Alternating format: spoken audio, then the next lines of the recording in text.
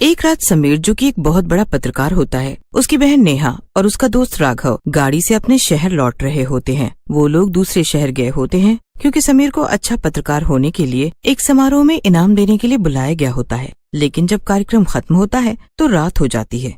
साथ ही साथ बहुत तेज बारिश भी होने लग जाती है। भैया, ऐसी बारिश में क्या हमारा निकलना ठीक होगा? बिल्कुल, मुझे कल ऑफिस भी जाना है। छुट्टी नहीं ले सकता वरना रुक जाता। ज्यादा लेट करेंगे तो सुबह वैसे भी ऑफिस जाना है। अभी तो गाड़ी मैं चलाऊंगा, कोई दिक्कत नहीं होगी। तेज बारिश, सुनसान हाईवे और बिजली बहुत कड़क रही होती है। पूरी सड़क पर सिर्फ वही तीनों की गाड़ी चल रही होती है। आगे कुछ भी दिखाई नहीं देता।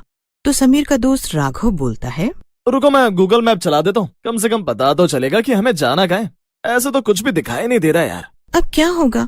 मैंने कहा था हमें रुक जाना चाहिए था। इतनी रात को सुनसान सड़क, ऊपर से बारिश, कुछ भी नहीं दिख रहा। कब तक चलेंगे ऐसे हम लोग? यार नेहा, तू थोड़ी देर चुप रहेगी? तब से एक ही रट लगा रखी है। और एक तो ये जीपीएस हमें कहीं मरवा देगा। ये रास्ता जाना पहचाना नहीं लग रहा। भैया, लेकिन तुमने कहा था शॉर्टकट है। रुक जा यार, तुम दोनों भी ना कहीं भी लड़ाई करने लग जाते हो। अब तो निकल गए, अब तो घर जाना ही है, क्या कर सकते हैं। वापस जाने में भी उतना ही टाइम लगेगा। इससे अच्छा घर की तरफ ही चलते हैं। और देखो, वहाँ सामने कुछ दिखाई भी दे रहा है। बहुत दूर से ही एक चमकती हुई पुरानी दुकान दिखाई दे रही होती है, जिस पर लिखा होता है शर्मा जनरल स्टोर, वो भी जंगल के बीचों बीच। शायद कोई किराने की दुकान लगती है, देखने से तो यही लग रहा है। हाँ, है तो वही, लेकिन इतनी रात को दुकान, और वो भी यहाँ। क्या बोलते हो, यहाँ गाड़ी रोक दूं? थोड़ी देर रुक जाते हैं, बारिश कम हो जाएगी तो हम वापस निकल जाएंगे। वैसे भी पेट्रोल भी कम लग रहा है, क्या पता कुछ मदद ही मिल जाए या कुछ खाने को। उतर कर देखते हैं, क्यों नहीं? हाँ चलो ना भैया, मुझे तो भूख लग रही है, कुछ खा भी लेंगे। खाना खाए भी ज्यादा टाइम हो गया है। तीनों गाड़ी से उतरते हैं तो देखते हैं दुकान पर कोई नहीं खड़ा है। कोई बैकग्राउंड म्यूजिक या साउंड नहीं, बस सन्नाटा और बारिश की आवाज। लग रहा है जैसे कोई घर चला गया है, गलती से दुकान बंद करना भूल गया होगा, तभी दुकान ऐसे खाली पड़ी हुई है। और सुनसान रास्ता है, इसलिए शायद वो वापस भी नहीं आया। तीनों बाहर खड़े हिचकिचा रहे होते हैं कि अंदर जाना चाहिए या नहीं। तभी राघव बोलता है, चलो पूछते हैं, क्या पता अंदर कोई बैठा हो, और हो सकता है जब हम अंदर जाएं तो हमें कुछ मदद मिल जाए। ये तो बहुत ही पुराने जमाने की दुकान मालूम पड़ती है। हाँ, यहाँ हर चीज पुराने समय की है, जैसे 1900 में हुआ करती थी।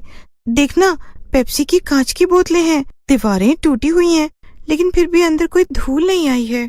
क्या यहाँ टाइम चलता भी है? सब कुछ जमा जमा सा लग रहा है। तभी अचानक पीछे से काउंटर पर एक बूढ़ा आदमी निकलता है। झुर्रियां ऐसी मानो 100 से ऊपर की उम्र हो, और उन बच्चों से बोलता है, कितने साल बाद कोई आया है। हमारे यहाँ तो लोगों ने आना ही बंद कर दिया है। चलो, किसी का तो मन हुआ इस बूढ़े काका से सामान लेने का। बताओ बच्चों, तुम्हें क्या चाहिए? मैं तुम्हारी क्या मदद कर सकता हूँ? इतनी सुनसान सड़क पर तुम तीनों अकेले घूम रहे हो, वो भी इतनी तेज बारिश में। जरूर काम ही होगा। चलो अब बताओ, क्या चाहिए तुम लोगों को मुझसे? जी ऐसा कोई बड़ा काम तो नहीं है, लेकिन हमें कोई ज्यादा मदद नहीं चाहिए, बस हमें थोड़ा पेट्रोल चाहिए था। आपके पास पेट्रोल होगा क्या? क्योंकि आपकी तो किराने की दुकान है, लेकिन अगर आपके पास कोई गाड़ी वगैरह है तो क्या आप थोड़ा पेट्रोल हमें दे सकते हैं? हमारी बहुत मदद हो जाएगी। अरे अरे बेटा, तुम्हारा काका सब बेचता है, सब कुछ। पेट्रोल, बचना भागना सब मिलेगा। बचना भागना? मैं कुछ समझा नहीं, क्या कहना चाहते हैं आप? अरे बेटा, मैं तो मजाक कर रहा था। मैं तो केवल इतना ही कह रहा हूँ कि मैं सब कुछ बेचता हूँ। तुम्हें जो चाहिए बता दो। और कितनी बार बताएं काका, बोला तो लड़की ने पेट्रोल चाहिए, मदद कर सकते हैं तो बोलिए। फालतू का टाइम।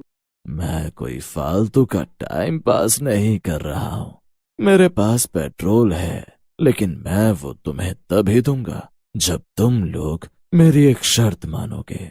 लो, अब पेट्रोल लेने के लिए इनकी शर्त भी मानो? क्या तमाशा है यार। एक तो रात में यहाँ फंस गए, ऊपर से एक दुकान भी मिली तो ऐसे दुकानदार के साथ। अभी हमारे पास दूसरा कोई चारा भी नहीं है। दोस्त, चलो उसकी बात मान लेते हैं, वैसे भी जा तो हम सकते नहीं घर। राघव समीर की बात मान लेता है, जिसको सुनकर दुकानदार एक भयानक सी मुस्कुराहट देता है। बताओ काका, क्या शर्त है आपकी? दुकानदार दुकान के अंदर और बाहर जाता है और वहाँ से 3 बॉक्स ले आते हैं, और वो 3 बॉक्स उन तीनों के सामने रख देता है। तुम तीनों को यहाँ से एक एक बॉक्स चुनना होगा। सब एक ही बॉक्स चुन सकते हैं, अगर उन्होंने एक बार एक बॉक्स उठा लिया तो उसको बदल नहीं सकते। एक एक की किस्मत लिखी हुई है इस बॉक्स में, तो सोच समझ कर उठाना। तीनों एक एक बॉक्स उठाते हैं, लेकिन तीनों को ही डर लग रहा होता है, क्योंकि वो बूढ़ा बहुत डरावना होता है और उससे भी डरावनी उसकी मुस्कान। समीर जब अपना डब्बा खोलता है तो उसमें 2 पैकेट दाल के मिलते हैं, लेकिन टैग दोनों पैकेट के ऊपर लिखा होता है, बाहर नहीं जा सकते। ये क्या बकवास चीज मिली है मुझे? इस कंपनी का नाम तो मैंने कभी सुना ही नहीं। नेहा जब अपना डिब्बा खोलती है तो उसमें चिप्स के पैकेट होते हैं। उन चिप्स के पैकेट पर लिखा होता है, तुम अब मालकिन बन चुकी हो। नेहा वो चिप्स के पैकेट देखकर खुश हो जाती है। राघव जब अपना पैकेट खोलता है तो उसको सबसे अलग एक मोबाइल फोन मिलता है। उसमें एक ही वीडियो चल रही होती है, जिसमें राघव, समीर और नेहा की मृत्यु हो चुकी है उसी दुकान के अंदर। राघव उस वीडियो को देखकर डर जाता है। वो समीर और नेहा को दिखाता है तो वो दोनों भी डर जाते हैं। वहाँ खड़ा दुकानदार मुस्कुराता है और अचानक ही एक भयानक रूप ले लेता है। ये खेल मेरा सबसे पसंदीदा खेल है। बहुत जमाने से मैंने ये खेल खेला है और ऐसे ही करके मैंने आज तक बहुत सारे लोगों को मारा है। अब तुम तीनों की बारी है। ये रिकॉर्डिंग अभी की है, लेकिन ये शूट किसने की? तुम हमारे साथ ये सब क्या कर रहे हो? हम तो तुम्हें जानते भी नहीं है, तुमसे बस पेट्रोल मांगने आए थे। नहीं है तो हम जा रहे हैं। अब तुम तीनों कहीं नहीं जा सकते। अब तुम मेरी किराने की दुकान में फंस चुके हो। तीनों के तीनों दोबारा गाड़ी में बैठते हैं और जितना भी पेट्रोल होता है उसको चलाने की कोशिश करते हैं। वो तीनों गाड़ी शुरू करते हैं और थोड़ी दूर तक चलते हैं तो फिर से उन्हें वही दुकान दिखाई देता है और सामने खड़ा वही भूतिया दुकानदार। इस बार गाड़ी दाएं तरफ से ले यार, यहाँ से तो दोबारा से हम वहीं आ गए। समीर राघव की बात सुनता है और गाड़ी को दूसरी दिशा में ले जाने लग जाता है, लेकिन वो लोग फिर से वही दुकान के सामने पहुंच जाते हैं जहाँ से वो लोग निकले थे। हर बार हम पीछे लौट रहे हैं, कोई देख रहा है हमें। दुकान के अंदर चलना चाहिए, सामान मेरा इंतजार कर रहे हैं।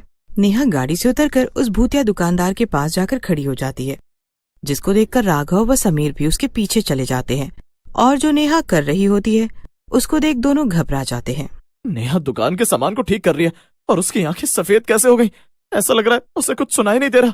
नेहा के हाथ खुद बहुत चल रहे होते हैं। समीर को काउंटर के नीचे एक मोबाइल फोन मिलता है। उसमें एक वीडियो होती है उसी दुकानदार की, जो बोल रहा होता है, हर 7 साल पर यहाँ 3 लोग आते हैं, उनमें से एक मरता है, एक मालिक बनता है और तीसरा दुकान का हिस्सा बनता है। तो अगला दुकानदार? राघव खुद को मारने की कोशिश करता है चाकू से।